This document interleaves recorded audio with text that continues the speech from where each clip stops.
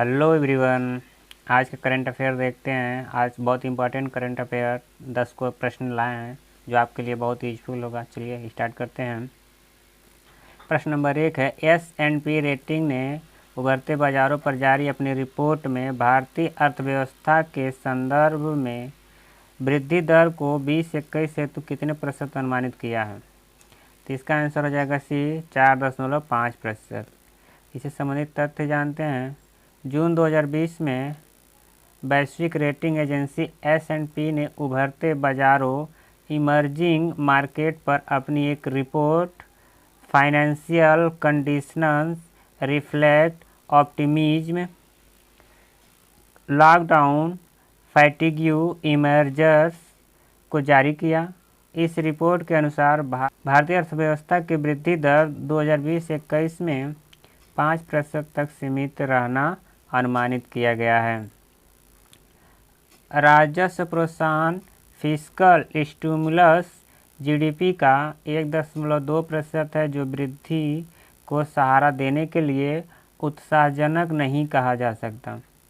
2021-22 में पुनः भारतीय अर्थव्यवस्था के वृद्धि दर के 8.5% पर पहुंचने का पूर्वानुमान भी रिपोर्ट में व्यक्त किया गया है, जबकि 2022-23 में इसे पुनः घटकर 6.5% पर आ जाने का पूर्वानुमान व्यक्त किया गया है। प्रश्न नंबर 2 देखते हैं। अमेरिकी फर्म सिल्वर लेक ने रिलायंस इंडस्ट्री की डिजिटल इकाई जियो प्लेटफॉर्म में अतिरिक्त 0.93% हिस्सेदारी के एवज में कितनी राशि का निवेश किया? इसका आंसर हो जाएगा ये 4,546.80 करोड़ रुपए। संबंधित तथ्य देखते हैं। जून 2020 में रिलायंस ने सिल्वर लेक व इसकी सहायक निवेशक कंपनियों द्वारा जियो प्लेटफॉर्म लिमिटेड में 4546.8 करोड़ के निवेश की घोषणा की। इस निवेश के साथ सिल्वर लेक की वर्तमान जियो लिमिटेड में कुल हिस्सेदारी 10,202 करोड़ रुपए अर्थात 2.08% हो गई है। जियो लिमिटेड में निवेश करने वाली कंपनियों में इसका चौथा स्थान है। अगला प्रश्न नंबर जो 3 है, जून 2020 में अमेरिकी फर्म DFC, इसका फुल फॉर्म है डेवलपमेंट फाइनेंस कॉरपोरेशन, ने भारत में $350 मिलियन का निवेश निम्न में से किस क्षेत्र में करने की घोषणा की है? तो इसका आंसर हो जाएगा उपरोक्त सभी, यानी कि डी आंसर, जिसका फाइनेंशियल सर्विस सेक्टर में भी निवेश किया है, स्वास्थ्य ढांचा यानी कि हेल्थ इंफ्रा में, नवीनीकरण ऊर्जा एवं खाद्य सुरक्षा के क्षेत्र में। इससे संबंधित तथ्य जान लेते हैं। जून 2020 में अमेरिकी firm DFC development finance corporation ने भारत में लगभग $350 मिलियन का निवेश करने की घोषणा की है। यह निवेश वित्तीय सेवा क्षेत्र, हेल्थ इंफ्रास्ट्रक्चर एवं नवीनीकरण ऊर्जा तथा खाद्य सुरक्षा के क्षेत्र में किया जाएगा। निवेश वितरण में शामिल प्रमुख क्षेत्र जो हैं उसको जान लेते हैं। तो राजस्थान में सितारा सोलर एनर्जी हेतु $50 मिलियन एवं रीन्यू पावर हेतु $142 मिलियन का लोन स्वीकृत किया गया है। इसके अलावा NRC नॉर्दर्न आर्क कैपिटल नामक फर्म को $50 मिलियन का लोन जलापूर्ति, स्वच्छता, खाद्य, नारी सशक्ति जैसे क्षेत्रों के में ऋण वितरित करने हेतु स्वीकृत किया गया है। DAC delivery app fresh to home $20 million की हिस्सेदारी इक्विटाइस खरीदेगी, जो कि देश भर में 1500 किसानों और मछुआरों के लिए मददगार कदम साबित होगा। तो इक्विटाइस खरीदेगी 1500 किसानों के लिए, ठीक है, fresh to home delivery DAC delivery app के द्वारा। अगला देखते हैं, साउथ एशिया ग्रोथ फंड 2 में DFC के द्वारा $30 मिलियन तक का निवेश किया जाएगा। इसके अलावा गुजरात में स्थित पर्याप्त सोलर एनर्जी को 27.3 मिलियन डॉलर का लोन दिया जाएगा। प्रश्न नंबर देखते हैं अगला जो 4 होगा। हाल ही में विश्व बैंक ने विकासात्मक कार्यों एवं कोविड-19 से निपटने के लिए पश्चिम बंगाल सरकार को कितने राशि का ऋण प्रदान किया है? तो इसका आंसर हो जाएगा डी, इसमें से कोई नहीं। इससे संबंधित तथ्य जानते हैं। जून 2020 में पश्चिम बंगाल सरकार द्वारा विश्व बैंक से 1950 करोड़ रुपए, कितना पैसे मिले? 1950 करोड़ रुपए का ऋण प्राप्त होने का घोषणा किया गया है। यह ऋण विकासात्मक कार्यों संपादित करने तथा कोविड-19 से निपटने के लिए प्रदान किया गया है। उपरोक्त राशि में से 1100 करोड़ रुपए राज्य के औद्योगिक ढांचे के सृजन हेतु आवंटित किया गया है, जबकि 850 करोड़ रुपए की राशि को कोविड-19 से उत्पन्न स्थितियों से निपटने के लिए विभिन्न सामाजिक योजनाओं के लिए आरक्षित किया गया है। अगला प्रश्न देखते हैं। हाल ही में इंजीनियरिंग और निर्माण क्षेत्र की प्रमुख कंपनी L&T ने विश्व के सबसे बड़े परमाणु संलयन रिएक्टर में क्रायोस्टेट आधार का विनिर्माण किया। यह रिएक्टर किस देश में स्थित है? तो इसका आंसर हो जाएगा ए, फ्रांस में स्थित है। संबंधित तथ्य जानते हैं।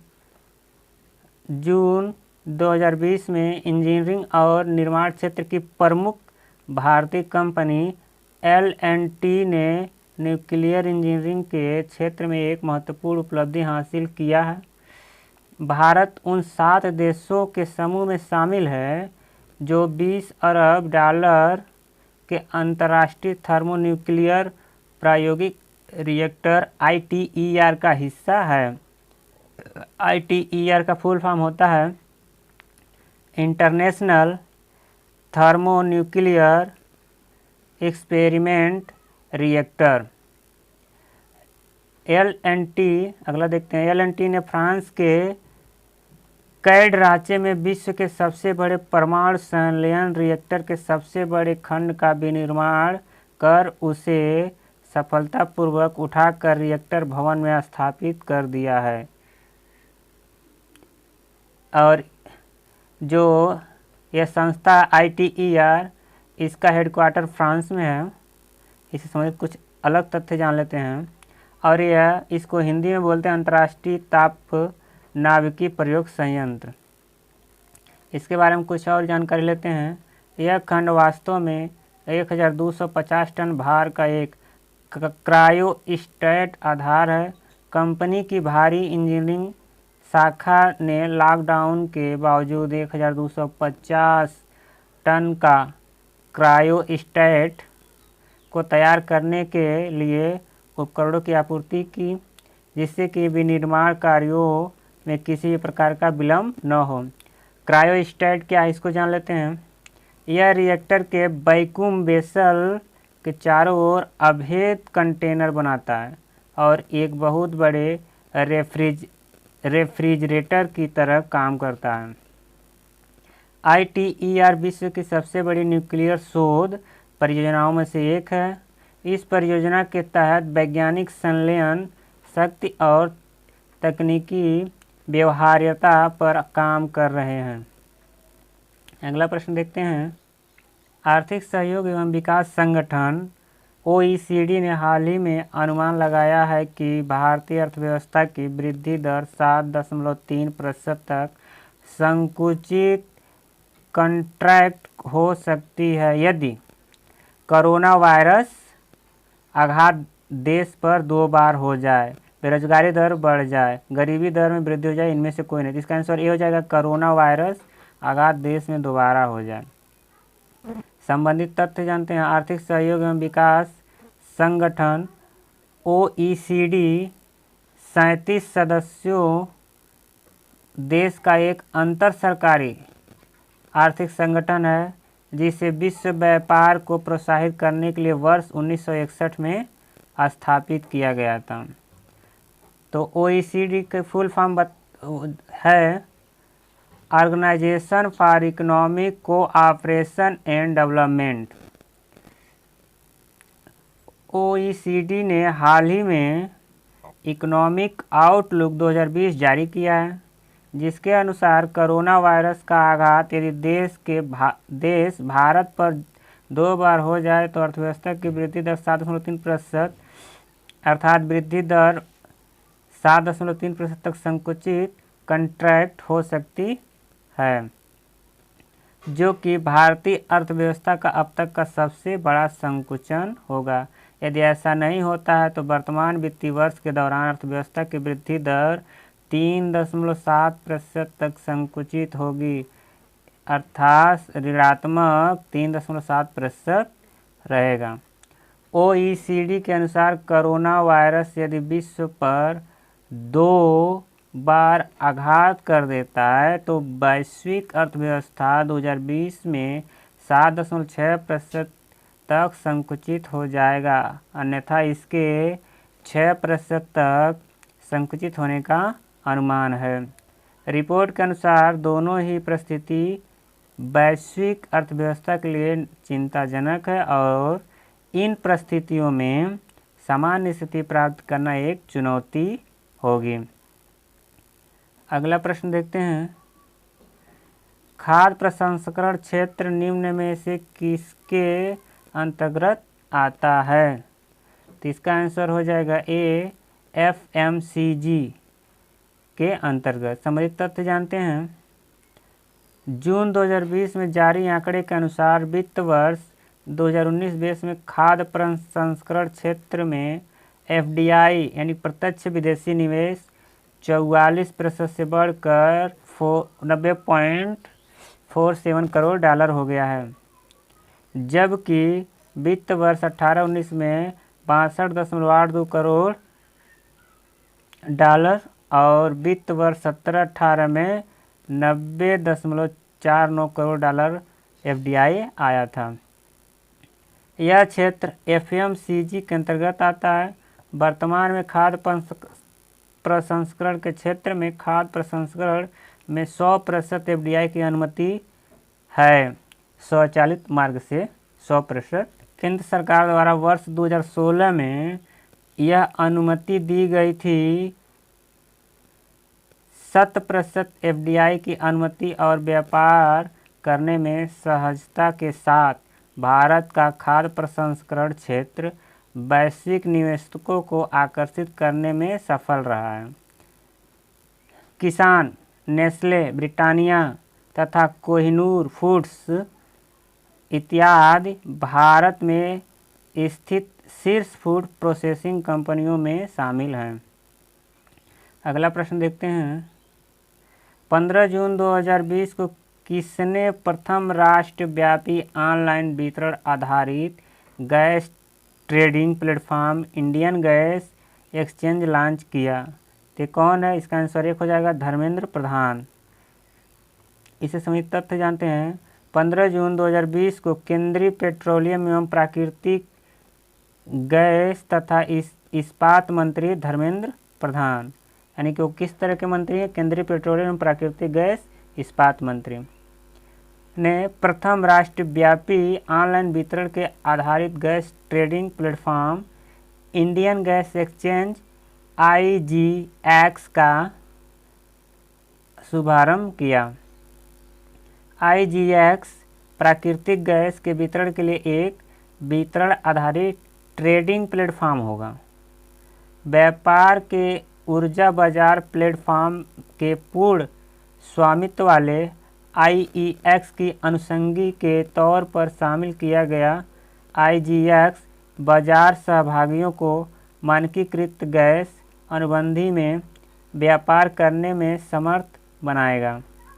यह प्लेटफॉर्म ग्राहकों को निर्बाध ट्रेडिंग अनुभव प्रदान करने के लिए पूरी तरह से वेब आधारित इंटरफेस के साथ स्वचालित है। अगला प्रश्न देखते हैं, 16 जून 2020 को अंकटाड UNCTAD द्वारा विश्व निवेश रिपोर्ट जारी की गई। वर्ष 2019 में भारत में कुल FDI अंतर प्रवाह कितने बिलियन डॉलर रहा? तो इसका आंसर हो जाएगा सी 51 बिलियन डॉलर। संबंधित तथ्य जानते हैं। 16 जून 2020 को UNCTAD United nation conference and development द्वारा विश्व निवेश रिपोर्ट वर्ल्ड इन्वेस्टमेंट रिपोर्ट 2020 जारी किया गया है। विश्व निवेश रिपोर्ट का यह 30वां संस्करण था। इसका मुख्य विषय जो थीम था international production beyond the pandemic. वर्ष 2019 में शीर्ष FDI अंतर्प्रवाह इनफ्लोज वाले देश इस प्रकार थे। USA 246 बिलियन डॉलर, चीन 241 billion dollar, Singapore 92 billion dollar, Netherland 84 billion dollar. Bharat को इस सूची में 9वां स्थान प्राप्त हुआ है। वर्ष 2019 में भारत के कुल FDI अंतर्प्रवाह 51 बिलियन डॉलर रहा। FDI का फॉरेन डायरेक्ट इन्वेस्टमेंट इसका फुल फॉर्म होगा। वर्ष 2019 में शीर्ष FDI बहिर्प्रवाह आउटफ्लोज वाले शीर्ष देश हैं।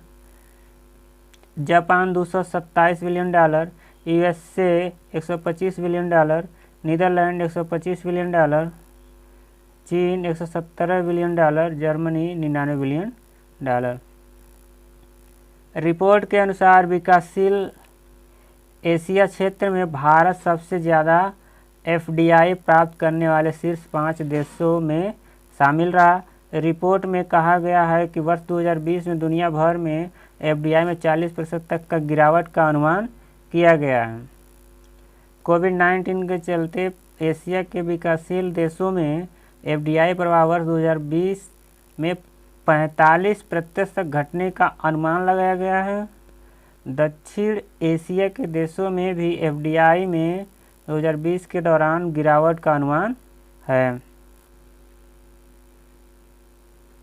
अंकटाड का फुल फॉर्म जान लेते हैं। इसका फुल फॉर्म होगा United nation conference on trade and development. इसकी स्थापना 1964 में हुआ था। इसका हेडक्वार्टर जेनेवा स्विट्जरलैंड में है। यह संयुक्त राष्ट्र संघ के जनरल असेंबली का अस्थायी अंग है। इसके अध्यक्ष जो हैं अब्दुल महमूद अब्दुल हलीम मोहम्मद हैं। अगला प्रश्न देखते हैं। 18 जून 2020 को पेट्रोलियम क्षेत्र की प्रमुख कंपनी ब्रिटिश पेट्रोलियम BP, इसको शॉर्ट फॉर्म बोलते हैं, ने अपने वैश्विक व्यापार सेवाओं GBS के संचालन के लिए कहां पर एक नया केंद्र स्थापित किया? तो इसका उत्तर हो जाएगा सी पुणे में। इसे संबंधित तथ्य जानते हैं। 8 जून 2020 को पेट्रोलियम क्षेत्र के प्रमुख कंपनी ब्रिटिश पेट्रोलियम BP ने अपनी वैश्विक व्यापार सेवाओं GBS के संचालन के लिए पुणे में एक नया केंद्र स्थापित करने की घोषणा की है। इस केंद्र के संचालन जनवरी 2021 तक शुरू होने की उम्मीद है। यह विश्व भर में ब्रिटिश पेट्रोलियम के उद्यमों को व्यावसायिक प्रसंस्करण और उन्नत विश्लेषण क्षमता प्रदान करेगा। इसके अलावा यह केंद्र तीसरे पक्ष की व्यावसायिक प्रक्रियाओं का परिचालन स्वामित्व अपनाएगा और बेहतर व्यावसायिक परिणामों के लिए एनालिटिक्स और डेटा विज्ञान क्षमताओं के साथ काम को विस्तार देगा। तो थैंक यू, आज के लिए इतना ही। चैनल अच्छा लगे तो सब्सक्राइब करें, लाइक करें। धन्यवाद, बाय।